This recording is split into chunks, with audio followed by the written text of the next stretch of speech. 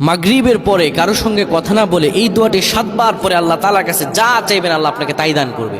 অভাবে আছেন, ঋণগ্রস্ত আছেন, মাথায় টেনশন, ঋণের বোঝা, বাড়িতে থাকতে পারতেছেন না, আল্লাহ সব আপনার পেরেশানি দূর করে দেবে ইনশাআল্লাহ। যদি আপনি আমলটি করতে পারেন, আমল মানুষের জীবন বদলিয়ে দেয়, আমল মানুষের জীবনকে পরিবর্তন করে দেয়। আল্লাহ তাআলা আপনার সব দোয়া কবুল করে নেবেন ইনশাআল্লাহ।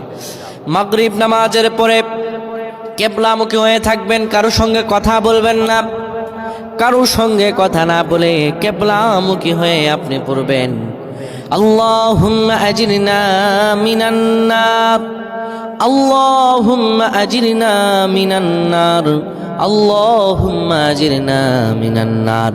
যদি এটি আপনি মাগরিব নামাজের পরে কারো সঙ্গে কথা না বলে পড়ে 7 বার পরে দুটি হাত তুলে আল্লাহর কাছে দোয়া করেন, আল্লাহ জাহান্নামের আগুন থেকেও বাঁচাবেন এবং আল্লাহ আপনার সব দোয়াগুলো কবুল আর মঞ্জুর করে নেবেন।